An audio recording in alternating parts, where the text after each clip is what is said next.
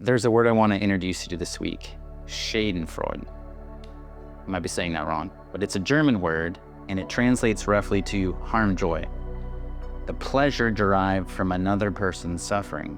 And before you close out this video, just stay with me for a moment, because I'm not here to make you feel bad about something every single one of us has felt. I'm here to show you what it's actually costing you. You don't have to look very hard to find it in your own life. The rival who finally failed, the person who always seemed to have it easier than you, who is now struggling, the one who wronged you, who is finally getting what you believe they deserve. And for a moment, maybe just a brief one, something in you felt satisfied, maybe even good. That's Schadenfreude. And that brief feeling of satisfaction is what I call in my practice an ego payoff. There are a few common ones worth recognizing. First is justice. They got what was coming to them. This one hides behind morality. It feels righteous, but underneath it is judgment. And judgment is always of the ego. The second is rivalry. My competitor failed. My adversary stumbled. This one reveals something important, that the ego's sense of winning requires someone else to lose.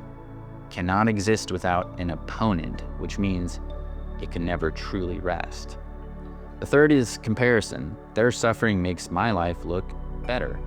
This is perhaps the most honest and the most uncomfortable, because it reveals that the ego's sense of worth is entirely relative, built not on anything real, but on where you stand in relation to someone else.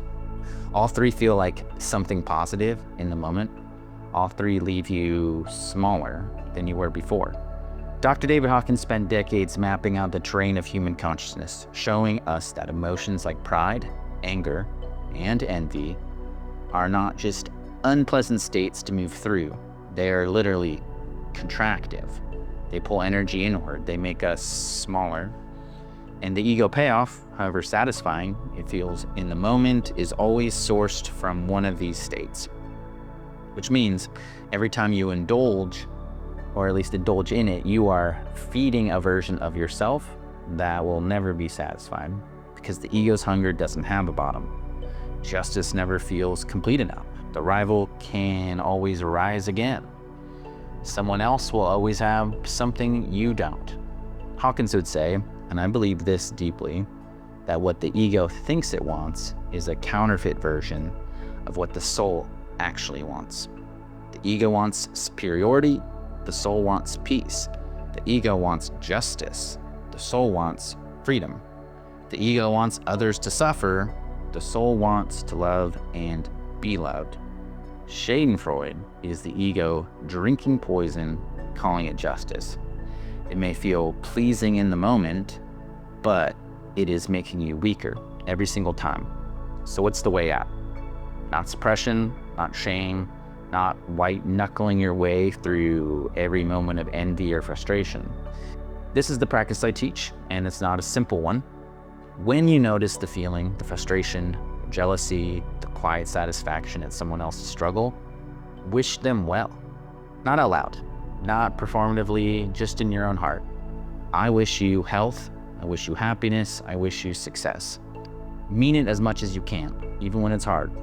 Especially when it's hard.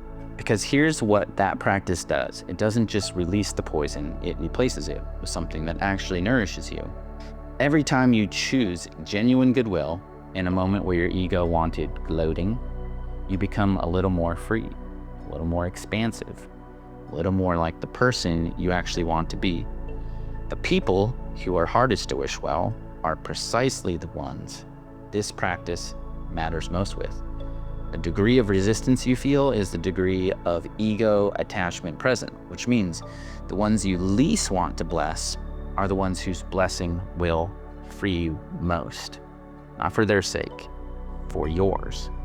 Deep down, beneath the ego payoffs, beneath the comparison and the rivalry and the need for justice, everyone wants the same thing: to feel peace, to love and to be loved, to move through this life with an open heart. The ego thinks it can get you there through superiority, through vindication, through watching others fall. It can't. It never could. The path there is simpler and more difficult at the same time. Wish them well and watch what happens to you. So if you've gone through this video, thanks for watching. I hope this message is helpful in your own life. Please share this with people you think would benefit from it. Like and subscribe, and please reach out if there's something we can help you with.